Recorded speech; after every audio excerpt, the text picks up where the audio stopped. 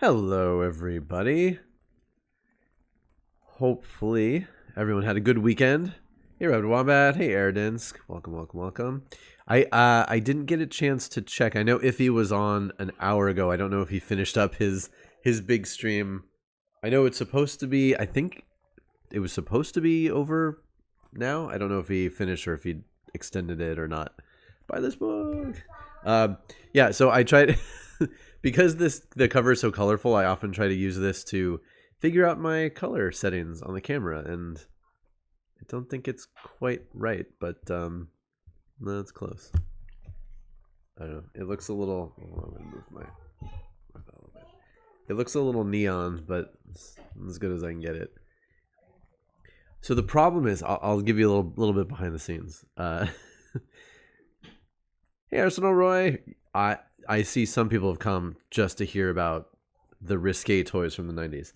One of the problems is that, so Streamlabs is really good because it has its own video settings inside the program. So I can open it up. There's a bunch of little sliders I can mess with.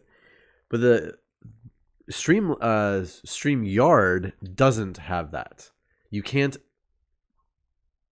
play with your video settings in StreamYard. Hey, Pandar. So when I'm doing something on StreamYard, I have to open up a different program to. Oh, sorry, Pandar. Is that did I do that? Is that a setting that I did? Well, we'll have to wait till he's in.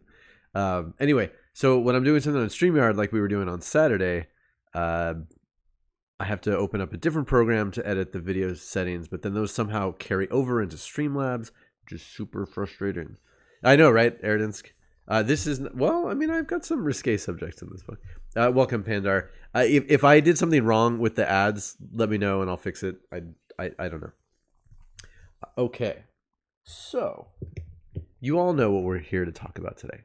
Now, in the 80s and moving into the 90s, we had a lot of classic action figures, right? You've got your Star Wars. You've got things like DC Superpowers, good old classic toys. Action feature, right? Squeeze the legs, the arm moves. A lot of them had this exact same thing for some reason. They all like punched. Oh, there's the green parts are tacky. Yuck. Then we get some Toy Biz X-Men figures. These are super classic. The green bulge, yeah, he's muscly. There's some wear on this one. It's not, but it's in pretty good condition. I have a handful of Superpowers figures, not a lot. I've got a few of these. It's funny. So he's got the light up eyes, which actually were working until just a couple years ago, and then it finally died. Right? Is it? Oh, it actually still works. I don't, but it's just like a flicker for a millisecond when I press that button. I don't know. Anyway, yeah, he came with like a mini Cerebro that he held on with two hands, I think. So yeah, so these are like classic 80s going into the early 90s toys. And I have 3 figures from this line still, from the original Toy Biz X-Men. I have Cyclops, obviously. I have the just awful looking Juggernaut, and then I have Archangel, of course, who's one of my favorite characters. That's also a pretty awful looking toy. This one is by far one of the best looking. And of course, I mean, it's X Factor, original X Factor colors. One of the reasons why I painted my painted one that's like that. Okay, so this is, like I said, this is good old, like, this is wholesome 80s stuff. Oh yeah, I mean, this line was, just as a slight digression. Oh, hi Darrow with that emote. This action figure line was revolutionary. I mean, the fact that we had comic book accurate X-Men that looked very close. I mean, really good action figures for the time. Really good articulation. Action features that didn't get in the way of the figure and weren't ridiculous. I mean, come on, that's pathetic. So yeah, this is like one of the all-time best action figures ever, action figure lines. And yeah, and as Arsenal Roy 2K is saying, and then they went deep on this line with the characters from the books that like no kid who wasn't into comics and no mom was gonna walk into a comic book store and be like, oh, let's get that one. Just characters that were D-list. What's wrong with the sound? I don't know. I mean, there's some background noise from the family, but I don't hear anything other than that. Okay, just you. All right. So then we get into the 90s. Now, what happens in the 90s? Well, things start to change a little bit. We get some comic books that are a little bit more risque. Comic books get a little bit more violent, a little bit more sexy in the 90s. And this starts off like right at the beginning of the 90s. So we're already leading into this in the late 80s. So we've got things like Sin City, Spawn, right at the beginning of the 90s. And then McFarlane, yep. All these good things. So now for me, where did this take me? A young Scott Rubin in the 90s. Well, I came across a line of comics. Now there were, like I said, there were some sexy things going on too. We've got things like Danger Girl, Witchblade, Vampirella, Gen 13, Magdalena. Every comic book company was doing swimsuit specials. I don't know if you remember those. Even Marvel was doing them. They're ridiculous. I gravitated towards something called Chaos Comics. Anybody here familiar with Chaos Comics? The 90s, swimsuit issues were everywhere. So Chaos Comics had things like Lady Death and Evil Ernie. So this was definitely my brand of extreme content in the 90s. Let's put it that way. So to put it simply, Evil Ernie here, and they've retconned this over the years. So I'll start with like what I think I remember is the original. Oh, we're all gonna. Well, those of us above a certain age are definitely gonna feel old. We're definitely gonna get a generation gap going on here. So, so Evil Ernie came first. Evil Ernie was Ernest Fairchild was a young boy who had mental problems. I don't know exactly how we'd classify it these days, but he had mental problems. He had delusions of violence, and then aha, see, Pandar, but I am older. And then eventually, like, he had some kind of psychic connection to something, and he had all these thoughts. So this doctor tried this experimental therapy that would like link him to his dreamscape. I don't know, whatever. But in the process, he met Lady Death, who is sort of like an incarnation of Death originally. Then she got her own whole backstory. It's comic book, so it gets complicated. But anyway, in trying to heal poor Ernest, this psychic machine he's attached to ends up exploding. It kills him, but he's sort of reanimated with this necrotic energy, and he goes out and, like Thanos in Marvel Comics, he's obsessed and literally in love with a aspect of death, and then goes on a killing spree, thinking that if he kills all of the humans on Earth, essentially, then she'll love him, or she'll be able to get back to Earth, something like that. So I mean, again, this is classic, and the art is not terrible. I'm not going to say it's great, but it's not terrible. There's certainly worse out there. But yeah, the original evil psychotic button smiley comes from Evil Ernie. I know that's been used in other things. I think is this in Dead by Dawn somehow? There's like some kind of a button. I think I saw that on one of Andy's streams. But yeah, I mean, this is typical for Lady Death. Lots of blood, lots of guts, lots of exploding bodies, Lots of just literally insane body counts. So yeah, this one gave the backstory to Lady Death, and like her dad was a demon worshiper or something. They did 1 million swimsuit and pinups for Lady Death that just got more and more ridiculous as time went on. Lady Death continues to be a thing. The creator Brian Pulido, you'll see Lady Death pop up with different things. I think there is actually there's a new action figure of her. They've done figures over the years and statues and things. That's a good one. So yeah. So Evil Ernie and Lady Death. Now, like I said, I went big into this. So here's my Evil Ernie Youth Gone Wild Necro box set. Yes, there was an animated movie. It was garbage, but it was a thing. Okay, so not only do I have all that, I was a member of the was it Lady Death or was it Chaos Comics in general? But I was a member of the fan club, and I wish I could find it, but I had a little member ID card and a little pin, a little Lady Death pin. I'm sure I have it somewhere, but it's good stuff. I have a Smiley button. Smiley was a great character. It talked. It could kind of move around on its little bones and do stuff. Smiley had a bunch of his own one-shot comics. Smiley's good. I even had Smiley t-shirt.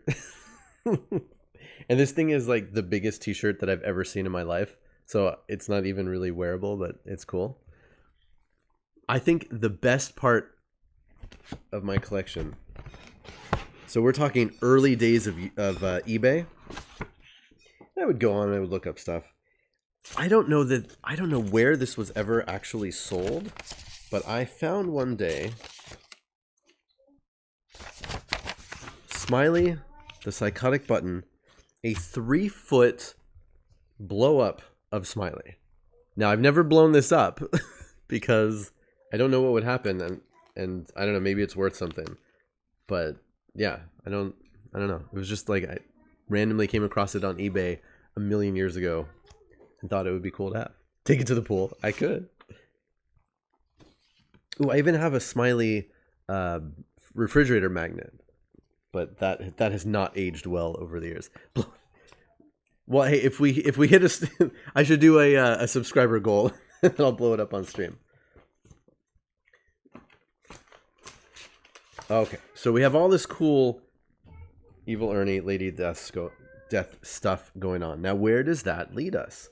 Well, of course, that leads us to action figures. Now, these were Chaos Comics action figures. So obviously we've got Evil Ernie here with the full, I mean, look at that hair. It's glorious. Glorious hair. Now, because it was the 90s, just like the comics themselves, no. So yeah, well, I'll get into that whole thing. So just like the comics, action figures had 1 billion variants. You couldn't just release one action figure. Now, again, I've talked at length about how if a toy company makes a mold for an action figure, the best thing they can possibly do is reuse that mold, because then they get more use out of it, more value, and it helps offset the cost of making a $10,000-$15,000 metal mold. So this is standard Evil Ernie. This is alternate Evil Ernie. Now you might say, hey, that Evil Ernie looks pretty much the same. Slightly different paint job. Yes, but we've got glow-in-the-dark parts here. Not a huge difference, but it is a variant that they offered. Yeah, now these toys were made by, what's the actual name for it? It had some silly, at this time it was Chaos Comics, it was American Entertainment. There were a bunch of different names and companies that were involved in these things. But these toys were produced by More Action Figures, and that, hold on, let me get the actual name here. Oops. Oh, doesn't want it. So there's a dude named Claiborne Moore. Claiborne Moore, I don't know that much about the man himself, but he was behind just an epic amount of products. He was a sculptor. C.S. Moore was his big. Oh man, if you go to the website right now, it's a new Lady Death statue. Okay, fantastic. But yeah, so there's Claiborne Moore, the C.S. Moore studio. They're known for their just gigantic statues, very expensive stuff. But over the years, they've dabbled in action figures. So this was one of theirs. So it was more action figures made these. So we have Evil Ernie. And then of course, you can't have Evil Ernie without his lady love. Oh, and every figure came with the same Chaos Comics base. So, and this is mid 90s. This one says 97, but I think these came out over a number of years. There were a few different series. But we've got, bam, Lady Death in all of her glory. These were very similar to McFarlane action figures at the time. So while, yes, they do have articulation, it's not a lot. And it's not a lot of it is very functional. So you see on Lady Death here, she's got these extreme thigh cuts. So you could do this to her legs, which doesn't really help for posing. And of course, with that line there, it only really looks good if it's like that. As soon as you start moving it, then, you know, that just looks goofy. She had a sword at some point. I probably still have it somewhere. Removable cloak. And her proportions are similar to how they look in the comic books. Not gonna lie. Decent soft goods cape, although it has kind of like a big, well, at least there's a little skull on there. I don't know if you can see that. Yeah, so that's of course standard Lady Death. Then there's, I don't remember what they exactly call these things, but we've got the demonic version of Lady Death.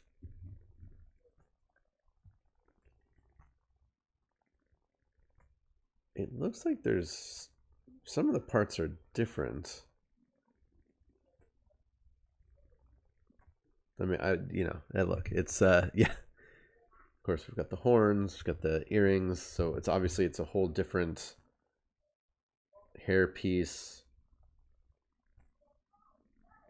Yeah, it's a different torso too, because this is all sculpted.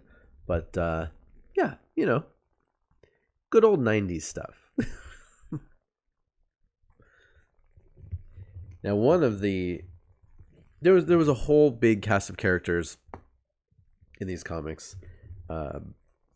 I really liked Chastity the vampire. She was neat. She was also in love with Evil Ernie. In some versions, he loved her back. I don't think she's in any of the comics I have right here. I know I have more Chaos Comics around somewhere. Chastity was cool. Another one of the most popular characters from this line was Purgatory. Purgatory has a pretty cool look. Pretty iconic. And her weapon is just pretty incredible. With this bloody spear going through a skull. There's a little wrap going around there. Oh yeah, I mean the cleavage for days on these figures. But Purgatory is neat. Some sort of devil creature. Most of the Lady Death stories had to do with Lady Death is in charge of hell, somebody else takes over, and Lady Death has to fight this person to be in charge of hell again. It's kind of the same thing over and over again. We've got these like little plastic pieces that cover a little bit. Obviously, the wings look great from the front. Nice texture in here, and then they just completely gave up on the back. But yeah. So like I said, these figures, and this isn't all of them. There were other figures as well. These figures had just endless amounts of variants. Glow in the dark, as we see with Ernie. There we go. Cool. Add more blood. Yeah, that's true. I could get some blood for the blood god. And again, like they actually, he's all gory and gross and open, but all of the blades, yeah, they came with blood on them. It wasn't, definitely wasn't a bloodless line like sometimes you see in action figures. Of course, every Wolverine toy ever, no blood, just claws to cut through anything. But as we saw in that cartoon, really only cuts, robots and walls and things. So in addition to things like glow in the dark, they did a bunch of recolors. So actually just a couple years ago, maybe recently, so at a convention, they had a bunch of loose stuff. So I picked up one of the alternate versions of Purgatory. Were these the things that led to Covering Chaos? Maybe. Could be. We've got a cool Chaos Star as the logo here.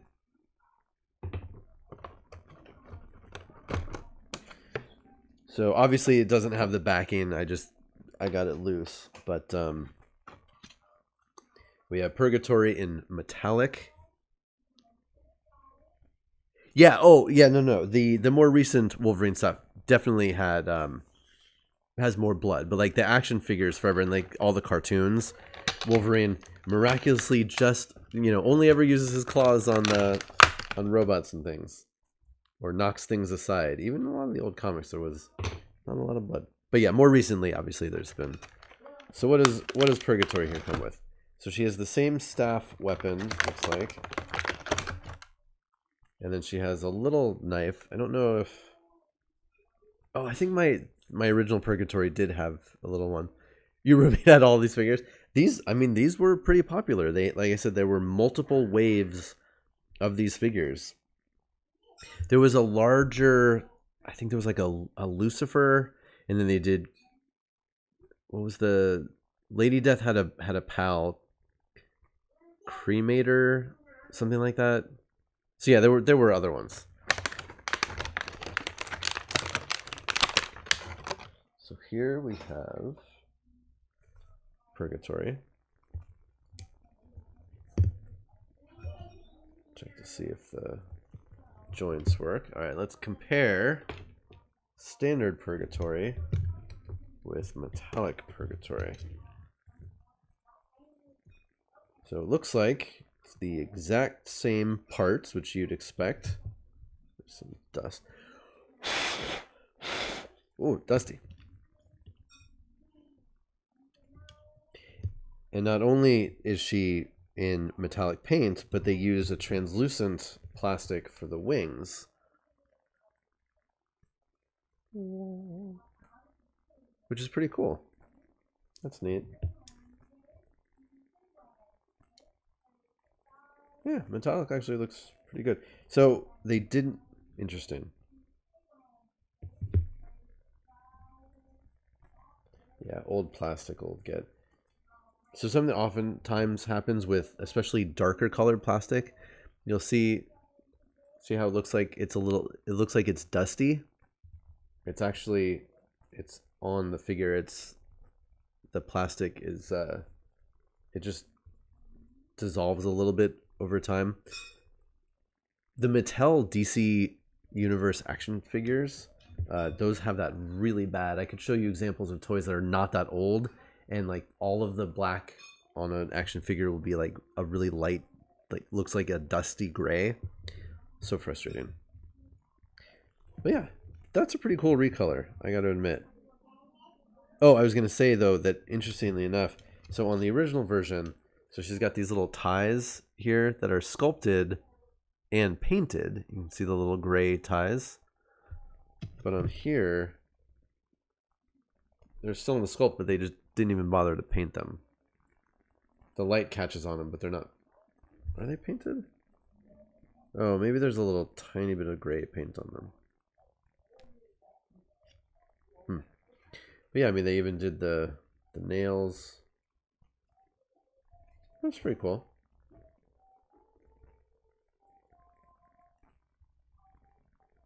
Purgatory. It even has her name on the back of her leg. Chaos made in China. Is it the same? Yeah. Let's see what Lady Death has. Lady Death, Chaos made in China. No dates on these. Or no year, rather. I thought Evil Ernie did. Yeah. It's always good to put your name right near your butt.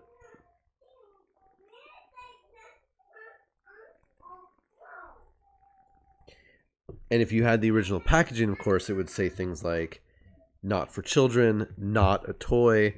So in the 90s, we had this, again, going along with more adult comic books and all of these more adult collectibles. That was a pretty big change, right? Toys were not just for children anymore. So they had to come up with all these new wordings for packaging and what stores you'd find these in.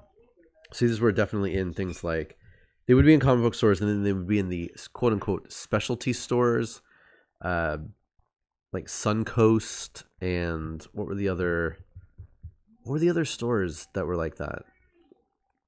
Oh man, I'm blanking. I know there were more mall chains where you could buy these Spencer's Gifts. Sure, yeah. What was the other one out here? Tower Records would have some stuff like this. I think we're talking a little bit pre-Hot Topic, but maybe. I mean, obviously, later on, Hot Topic would have all this kind of stuff, yeah.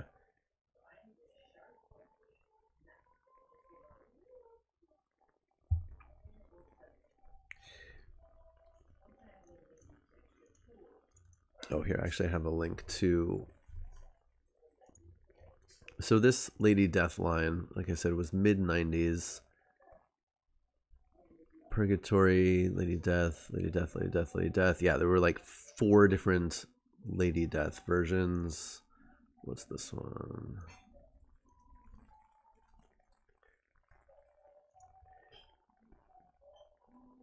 Yeah, so they did a Chastity in a 12-inch scale.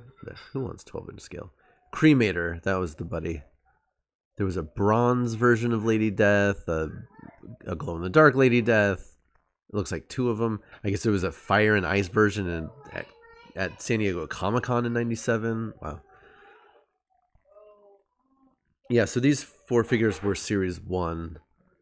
Then there was a Cremator. There was a blue Lady Death. A Battle Armor Lady Death. So yeah, there were a bunch of these toys.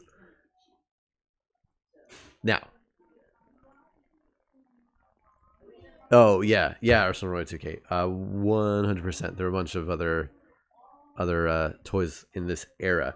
So, like I said, this was my favorite, my personal brand of angsty young teenager 90s expression.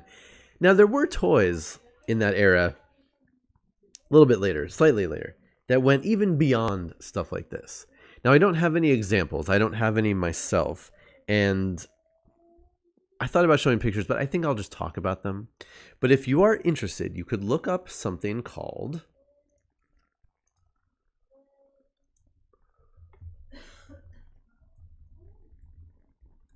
Plastic Fantasy. What is Plastic Fantasy? Plastic Fantasy was a toy company in the late 90s, early 2000s. Their specialty, what they're known for, is they made action figures of porn stars. Straight up action figures of actual real life porn stars. These were in the package. They had some manner of clothing on, whether it was a bikini or a cheerleader's uniform, something like this. They were all removable. All of these toys were anatomically correct, so you could display them with clothing on or without.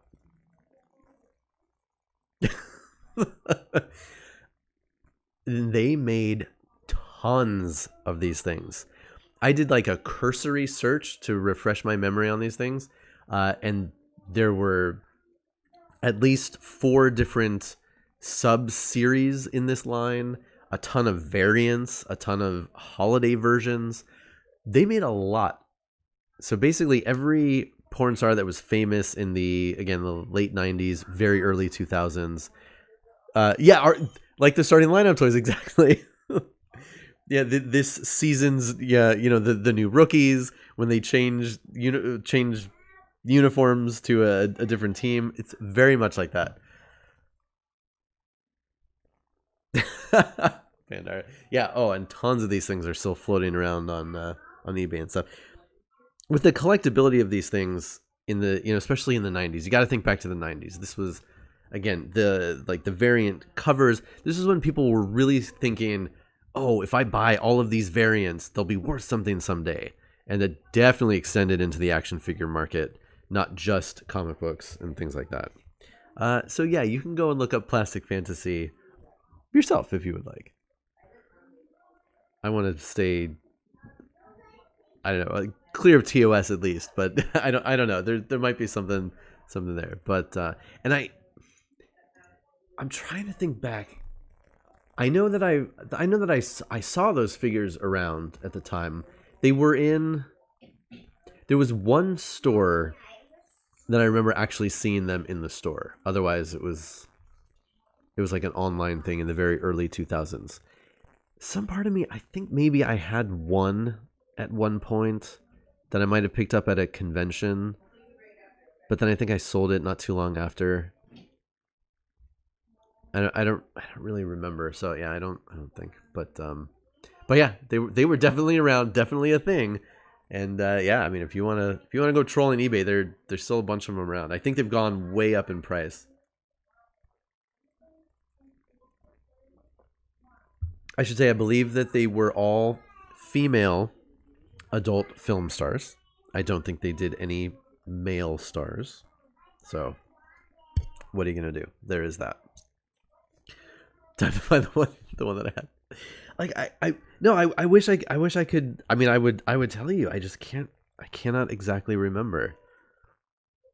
I bet I had some other weird, creepy, sexy toys. There was a line of toys from Japan that were there were Devilman toys that were really bizarre, and then another set of toys from Japan, these action figures that were like, they were monster ladies who were also in a band. So there were musical elements to the toys. And I had a couple of those, and those had, nudity elements to them. But yeah, Arsenal Roy. I think we can figure out the demo they were going for. But yeah, that's a little bit of a walk down memory lane when it comes to the risque stuff going on in the 90s. Like I said, it pretty much culminated with those Plastic Fantasy toys, and thankfully ended there. I don't know that we need more porn star figures in our lives. Of course, nowadays you can 3D print literally anything, so I'm sure that there are such things out there. I've seen some of such things out there, in fact. But yeah, not so much in the toy world anymore. Now, we talked briefly about McFarlane toys. McFarlane leaned heavily into the violent and horror in the late 90s and getting into the 2000s. So obviously you'll have things like the Spawn toys that got really, just really crazy with guns and weapons, and then just shredded body parts and stuff.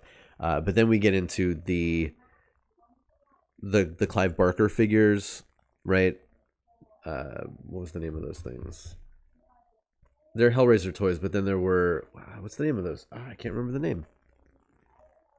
Not naming. Oh, Pandar, believe me, I've considered that. I've considered that one for sure. I want to do a whole line of name books that are, names from different genres of things. Oh, I have lists. Let me tell you. Tortured Souls. That's the name of the line. If you want to see some really interesting, gruesome action figures, look up Tortured Souls.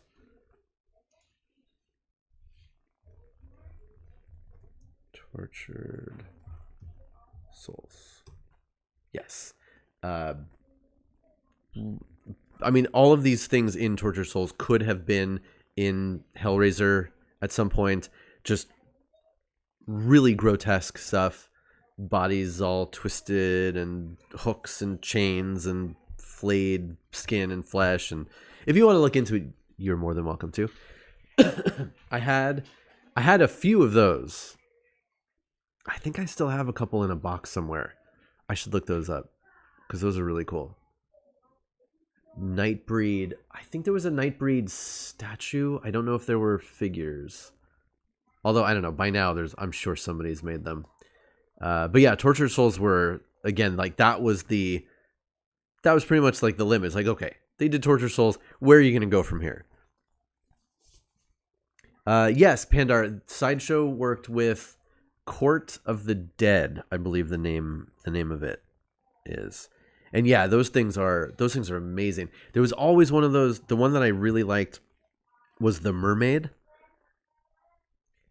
Court of the Dead, it is some sort of an IP. Like there are art books and there's other stuff that it's gone into. But yeah, it's a line of gigantic statues.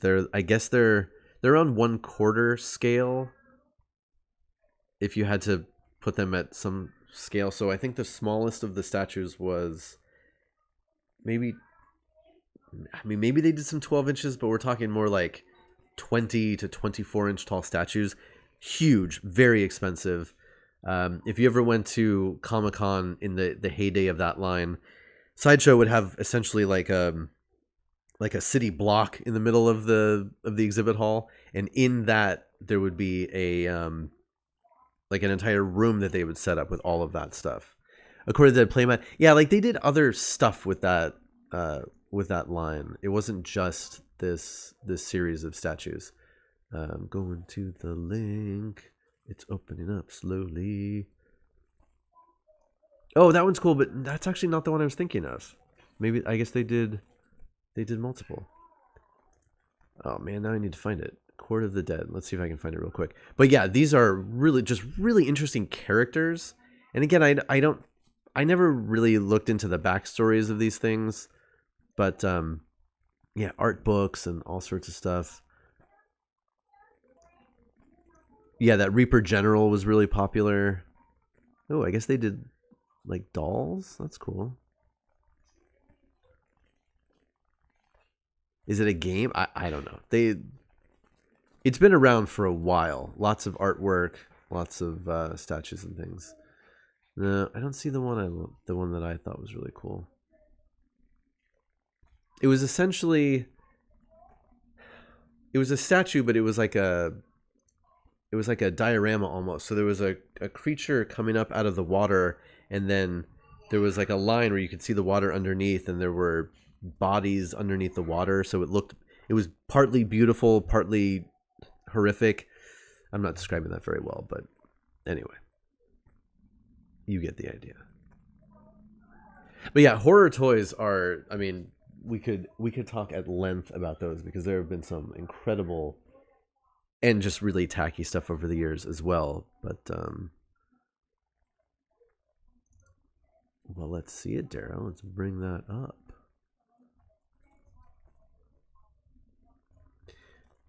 Ooh, that's cool. That's an itty bitty picture. Yeah, the art on the stuff was great. And like there were at Comic-Con, there'd be coins and t-shirts and all sorts of crazy stuff. Sideshow obviously is a producer and importer of very expensive, larger scale action figures and other collectibles. I don't have very much stuff from Sideshow. A couple things here and there.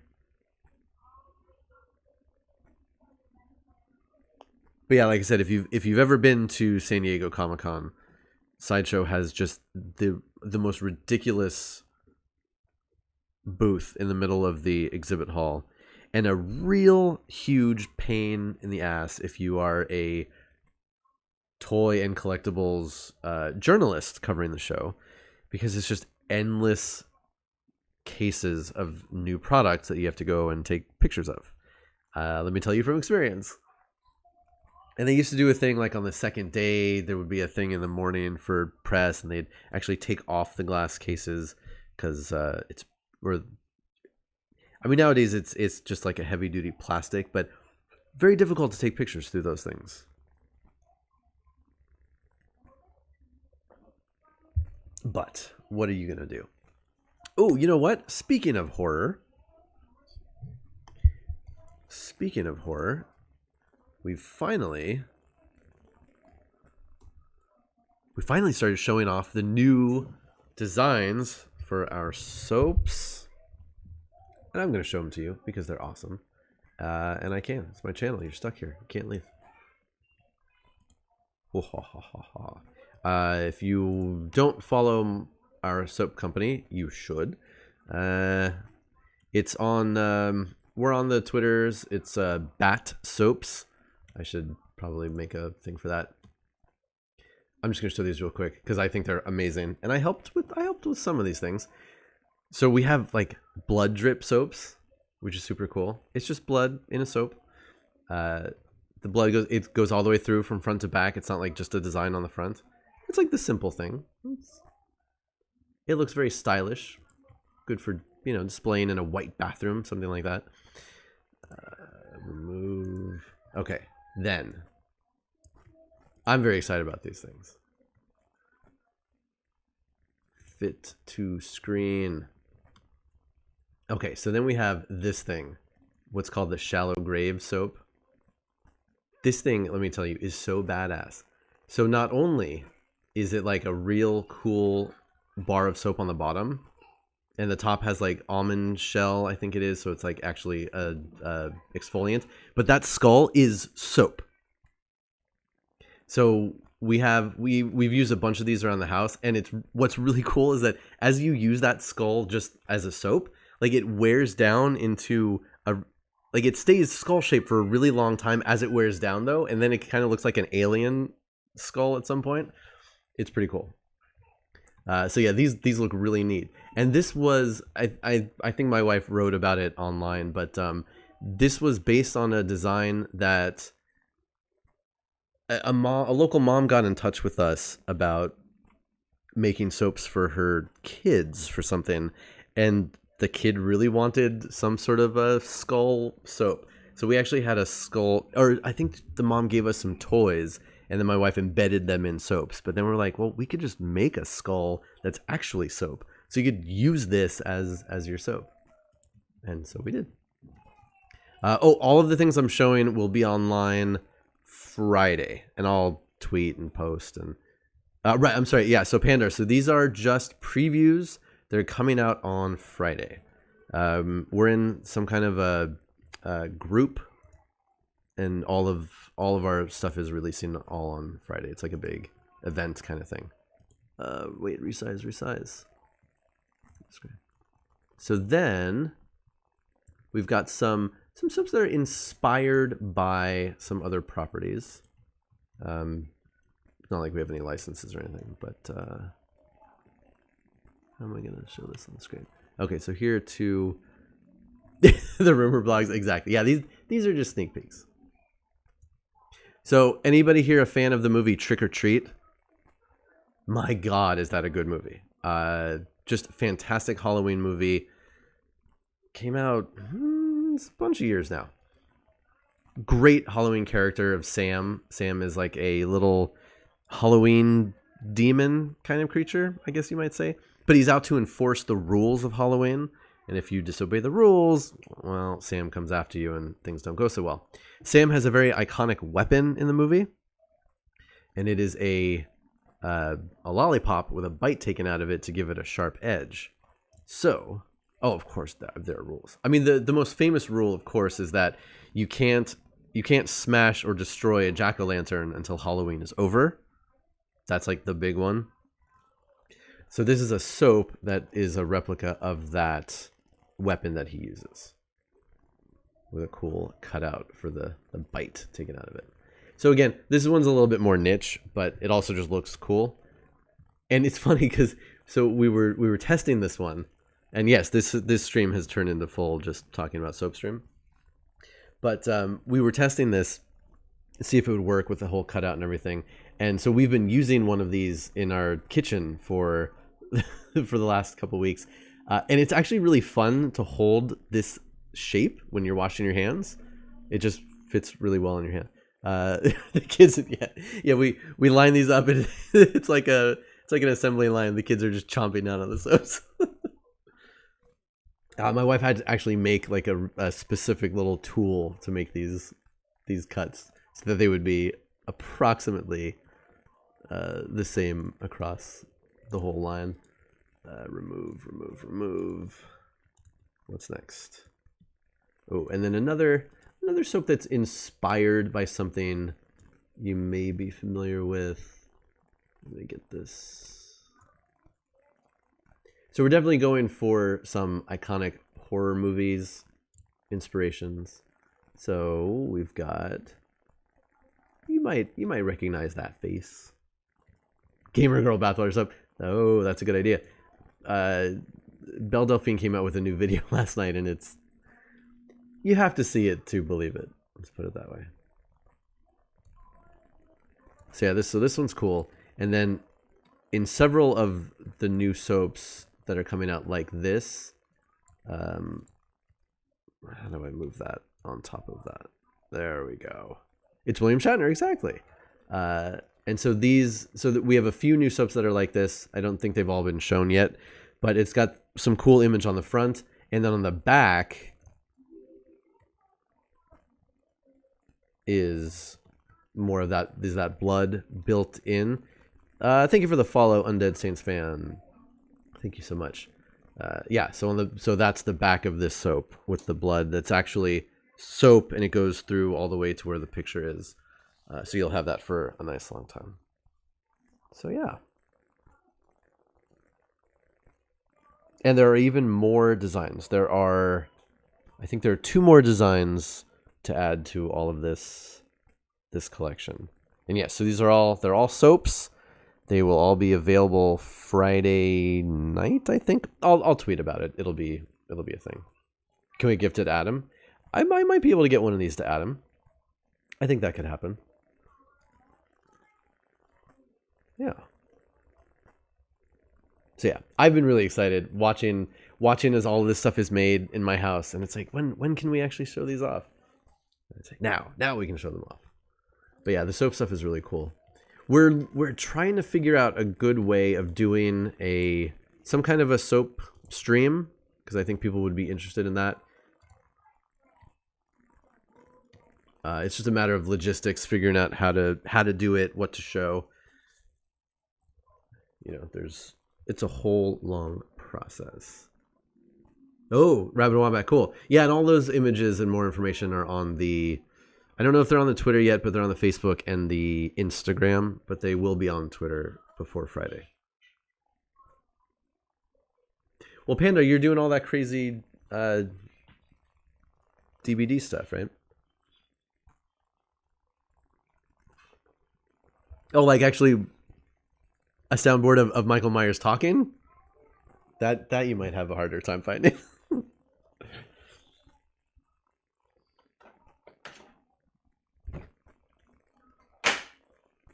Yeah, we're hoping horror and Halloween loving people will enjoy this stuff. They're all pretty limited batches too, so they'll probably go fast, but then we can, restock once we see what things are popular. Fadir, do you know these characters? Bam. A couple purgatories. Trying to get these in. Here, you probably know this one. She's the most famous. So yes, this is This is the mid-90s action figure line of Evil Death, or Evil Death. Evil Ernie and Lady Death. That was a good, with their powers combined, they become Evil Death. Yeah, and then this is Purgatory, another character from those comics. Yeah, exactly. These are very 90s, as I showed off earlier. I even have the comics. I was a fan. I have not read, like I said, they continue to put out Lady Death comics. I think they do them as Kickstarters or indie go or whatever. I don't know. But anyway, there are modern Lady Death comics. Again, with like endless variant covers and things. So if you're into that sort of thing, you can still get it. And I believe it's still Brian who's producing them, writing them at least. He's an interesting fellow. I believe I've seen him at conventions from time to time.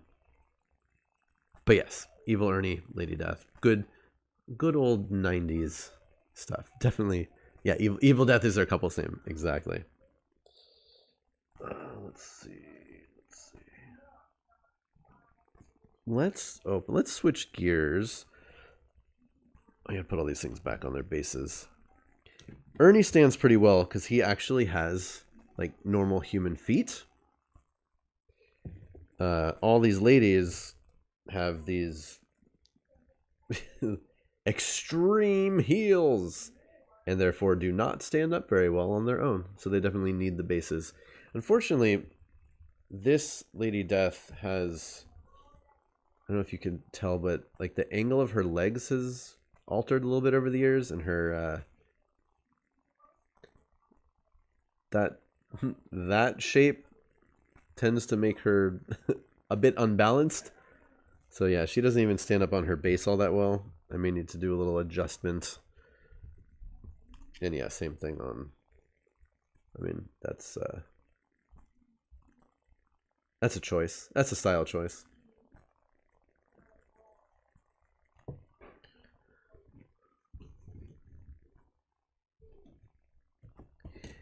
And yeah, like I said, there is actually a new Lady Death action figure. I think she's in the 6-inch scale. I see endless ads for it on my Facebook for some reason. They know me. And then they've done larger scale Lady Death statues and action figures over the years as well. Not a lot of Evil Ernie stuff. They've done more Evil Ernie comic books every so often, but I don't think they've made him into many more products. He's pretty gross looking, typically. At times they've tried to update his look a little bit to have, like, obviously the hair has changed over the years. It hasn't always been this glamorous. At one point he had a hat, but it didn't really change all that much. He's just sort of gruesome. Yeah. A face only a mother could love. Yeah, watch out for that. I take no responsibility for what kind of ads you'll see after you do a Google search for Plastic Fantasy.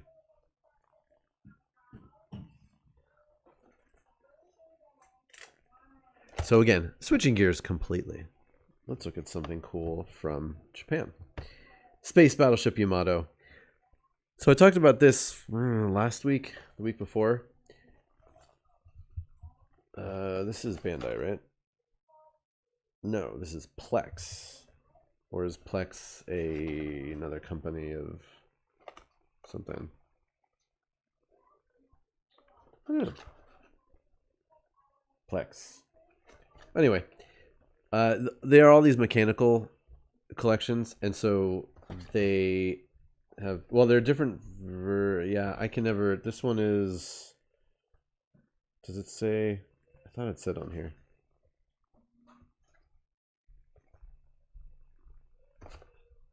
Well, anyway, these are what we call. Well, it's not even that ship. These are pre-built models. Ooh, and I get a little card. That's fun. Didn't Marvel buy Lady Death? I don't think so. I'm sure they have characters who look like her. But yeah, I think there are new Lady Death comics that come out, but it's through some independent thing.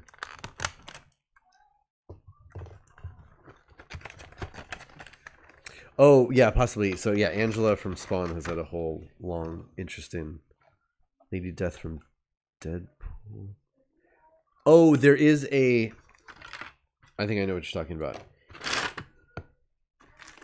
There is a female incarnation of Death in Marvel Comics.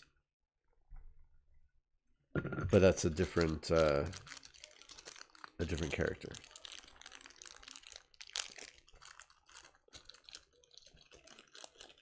So yeah, typically these are called pre-assembled or pre-built models. Oh, that's an interesting base. There's a bunch of different slots you could use depending on how you want to do it. It comes with a few different parts.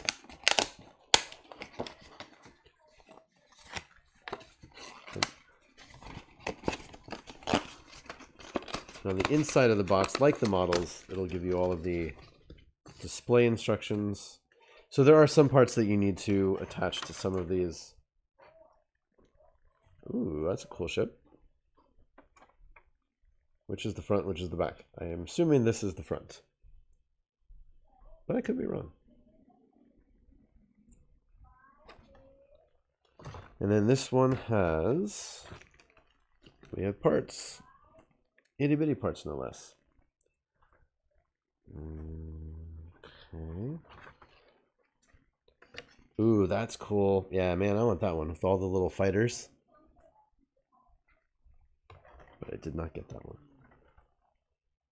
I wonder if I need paint or glue for this one. Articulated cannons. So you can do broadsides.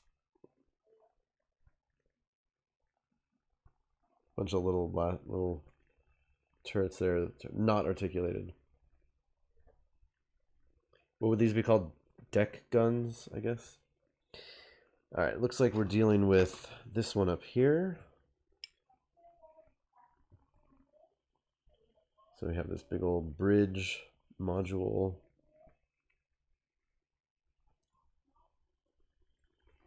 Easy. That's good. The blue is the front. Okay, cool. Yeah, when I found the card, I was like, okay, that makes sense. And then there are a bunch of spines. This one goes on the bottom. But yeah, essentially these are really cool because it's just a couple of pieces. Don't need glue. Everything just sticks right on there. And then you have a cool assembled, mostly pre-assembled model.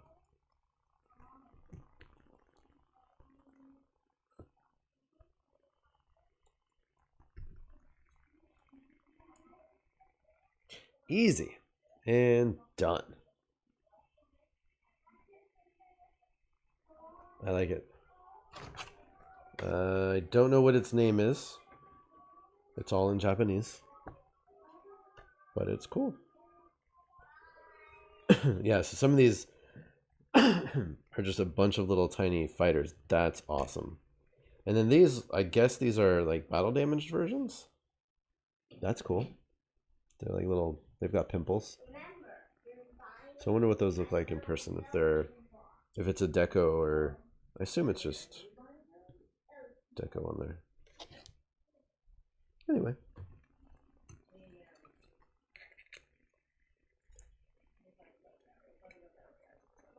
Yeah, pretty cool. And again, these, if and when you can find these, they're typically pretty inexpensive. Usually like right around $10 for these. Which again, for, not bad. Not bad at all.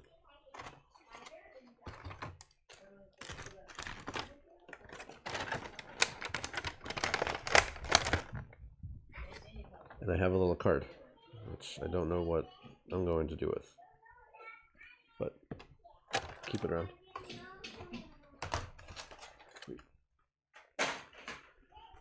Let's see. Should we do one more thing before we end today?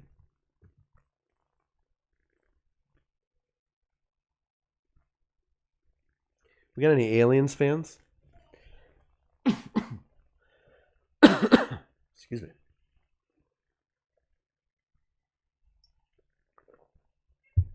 I should do a big Aliens toys retrospective.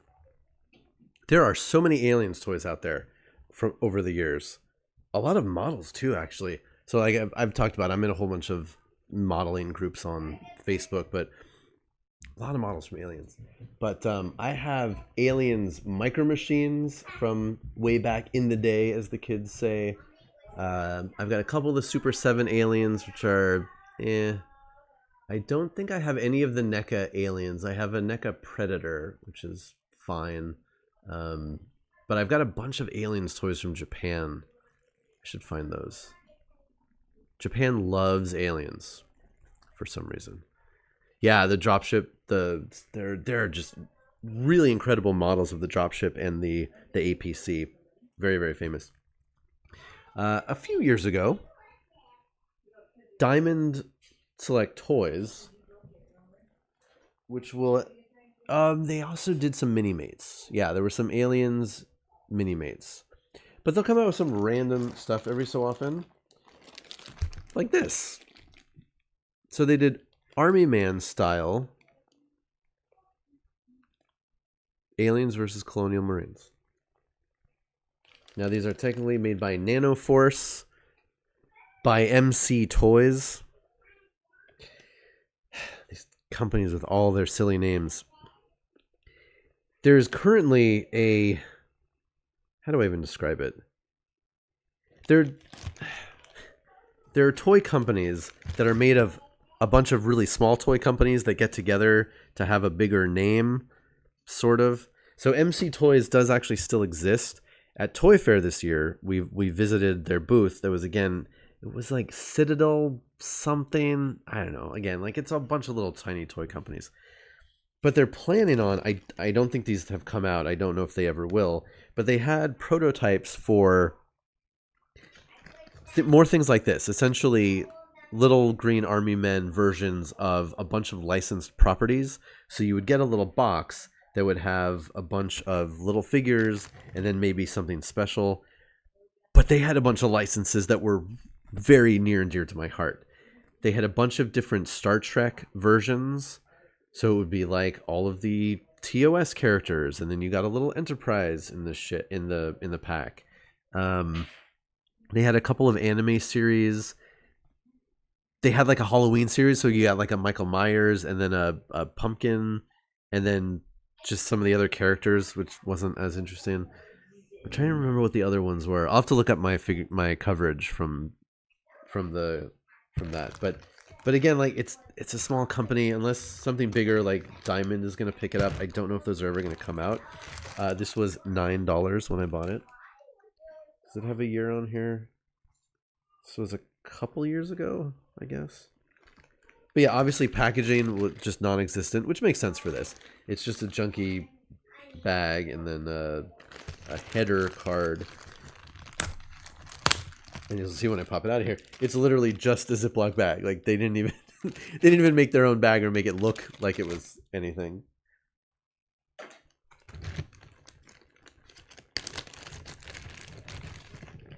Star Wars had a line of essentially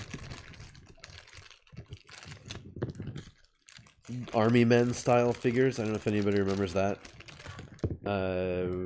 Star Wars, I think it was called Star Wars Command, maybe? And it was, I think you could technically play it as a game. So we have our Marines here. Let's see how many different sculpts there are. We got the kneeling guys, of course. Got a... Nice.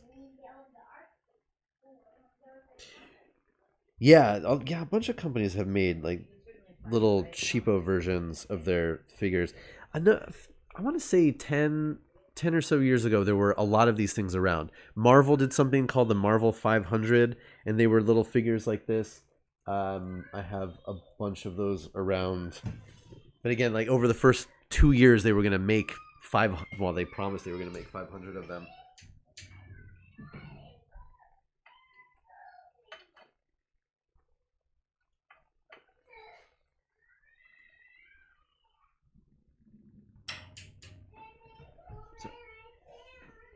So yeah, these brief digression, but so yeah, these were, and again, not exactly army men, but that sort of style where it's just kind of chunky little figures, some painted detail on these, but yeah, they did a million variants, different colors, and clear version of Odin here. But yeah, these are they're cute. These definitely have a retro feel. They're super chunky. Sculpts aren't fantastic, but they don't need to be. Alright, so we have 3 of each.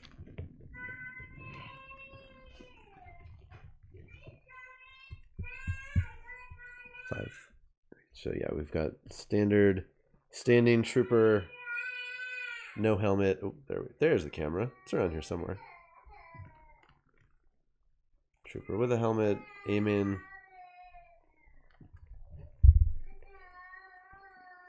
Kneeling trooper.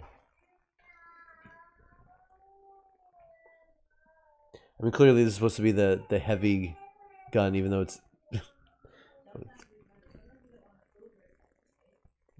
smaller than the the pulse rifle. And then the hey, come here, guys, come look at this.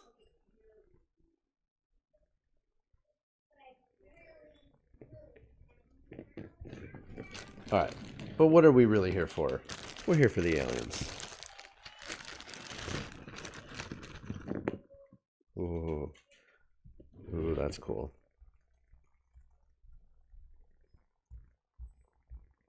Yeah, these could definitely use some paint. It's a cool little kneeling alien. I don't know exactly what he's doing, but or it.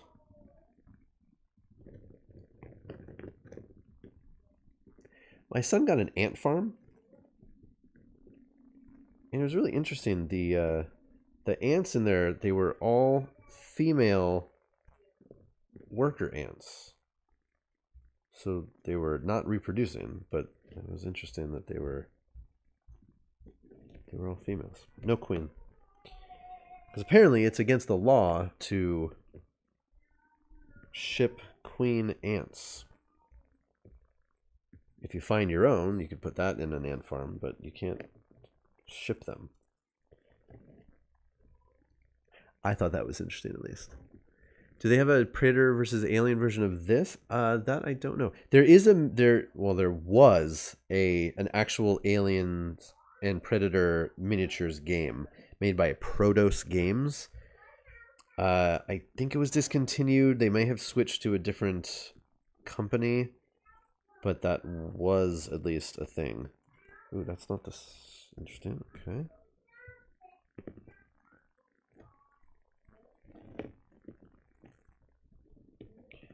Organizing.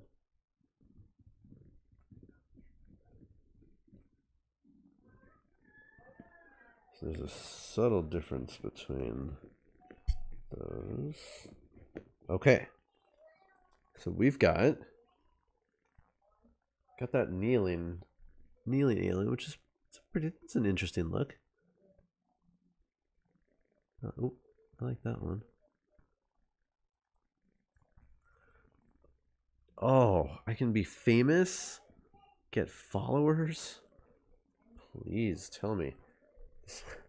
Very interesting proportions on this one.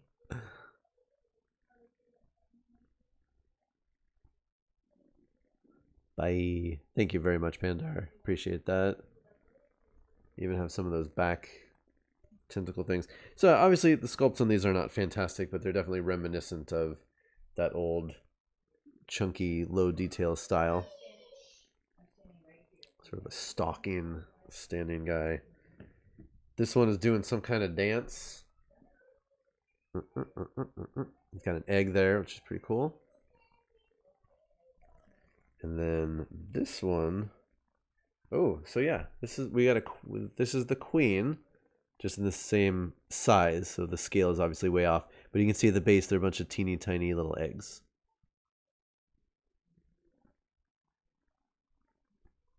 I mean, they're definitely not. They're kind of ugly because the sculpts are so soft, but they're cool. Definitely don't hate them. As I say, 2015. So these are 5 years old. And these were, they're licensed. It says, it's got Fox right on there. Yeah, they're doing a little dance. Neat. Yeah, I'll definitely try to remember that. I'll try to dig out some of my various Aliens toys that I've picked up over the years. Yeah, like I said, Protos Games did an Alien versus Predator miniatures game. I don't think I have any of those figures. At least I don't remember buying any of them, but who knows? You never know what I have lying around somewhere. Kotobukiya did a line of alien figures, like small scale alien figures that were in silly poses, if I'm remembering correctly. So there was an alien that was aliens in some yoga poses, an alien that was like sitting so you could put it on the rim of a cup. I believe that was maybe 10 years ago or so. Yeah, like I said, Japanese people love aliens apparently. Who knows? I mean, everybody should. It's a great movie, classic property. Cool. We have had alien soaps before, not currently, but there have been. Maybe one day there will be again. Alrighty. Well, thanks everybody for hanging out today. This was fun. Hopefully you've enjoyed a little look at some crazy 90s stuff. Like I said, go look up Plastic Fantasy. You'll definitely find some interesting things.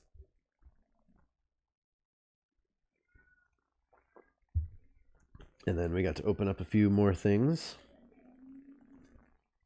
How does She-Hulk here stack up against Dancing Alien?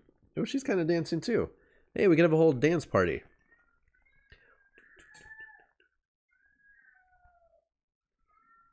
Life-size Pinhead. I want to see. That's crazy. Yeah, there's some companies out there that do these, well, life-size, 1-to-1 scale busts or full-size statues. There was a company that was doing those for the MCU for a while. So you could literally get an Iron Man statue in your house that was full-size Iron Man. I think they range from $2,000 to like $10,000, somewhere in that range, which I guess isn't bad, depending on. Sideshow has done a few 1-to-1 scale statues. I know they did R2-D2 and C-3PO. I believe they did a Darth Vader. Those things are out there if you're looking for them. Yeah, a lot of heads and busts are definitely out there. Life-size Spidey. Wow, that's cool. I just came across one. What was 8,000 for Pinhead? Yeah, that makes sense. What was I gonna say? It's funny because I just came across a company out of, I think it's in China, but they do these, like these crazy full size or life size or close statues, and they have the Marvel and DC license, but like an Asian license, so you can't actually buy their stuff here. You'd have to import it somehow. But I saw they did a 1-to-1 scale MCU Loki that looked amazing. It was sold out. I guess they sold it a few years ago, but I was going to tell Jess about it, but can't get it anymore. So, but yeah, that 1-to-1 stuff, man. I've seen really cool life-size things, but man, you start to get into that uncanny valley of like there's a character or an actor's head in my house, and I don't know. I don't know that I'd want to look at that all the time, and they, of course, they take up a lot of space that you could, fill with a bunch of other toys. Yeah. Jessica was she definitely liked MCU Loki for sure. Yeah, I don't have anything nearly that size. I mean, I have like a kid's Darth Vader helmet, but yeah, nothing else that big. Cool. Well, from the screaming I hear from the other room, I could probably be helpful for the children. So I'm gonna get going. But again, thanks everybody so much for hanging out. This was super fun. I love Toy Tuesdays and just looking at some old things, opening up some new things. Most of the stuff in my toy closet is a couple of years old at least.